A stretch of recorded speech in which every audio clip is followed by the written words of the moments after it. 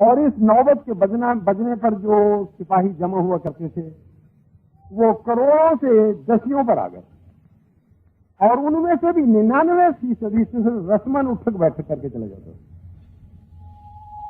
تب اس نوبت خانے کی آواز کا روک جاتا رہا،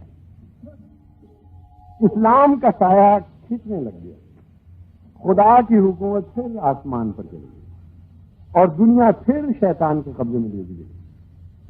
اب خدا کی غیرت پھر جوش میں آئی ہے، اور تم کو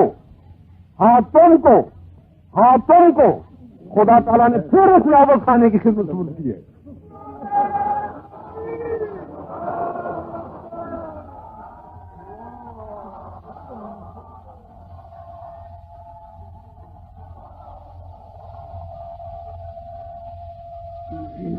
اے آسمانی بادشاہت کے موسیقاروں، اے آسمانی بادشاہت کے موسیقاروں، اے آسمانی بادشاہت کے موسیقاروں، ایک دفعہ پھر اس نوبت کو زور سے بچاؤ کہ دنیا کے کام پھٹ جائیں۔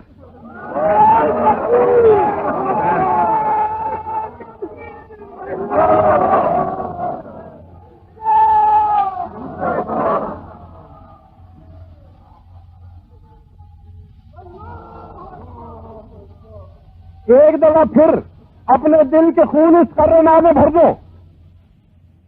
ایک دفعہ پھر اپنے دل کے خون اس کرے نامے بھر دو کہ عرش کے پاؤں بھی لرز جائیں۔ ایک دفعہ پھر اپنے دل کے خون اس کرے نامے بھر دو کہ عرش کے پاؤں بھی لرز جائیں اور فرشتے بھی کانپ اٹھیں۔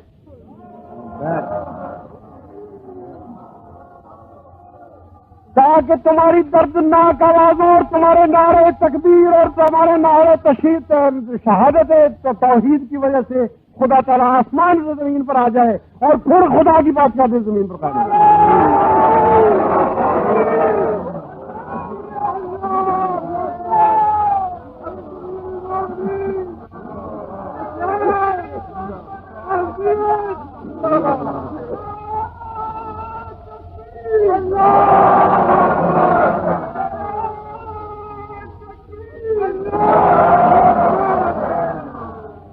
اسی غرض کے لیے میں نے تحریک جدید کو جاری کیا ہے، اور اسی غرض کے لیے میں تمہیں وقت کی تبلیغ کی تعلیم دیتا ہوں کہ ادھر آؤ اور خدا کے سپاہیوں میں داخل ہو۔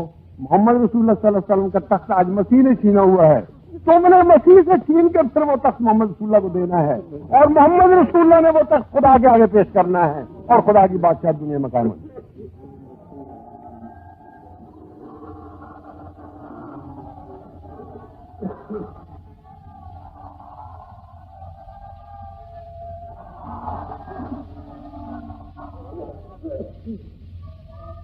بس میری سنو اور میری بات کے پیچھے چلو کہ میں جو کچھ کہہ رہا ہوں وہ خدا کہہ رہا ہے، میری آواز نہیں ہے، میں خدا کی آوازوں کو بجا رہا ہوں۔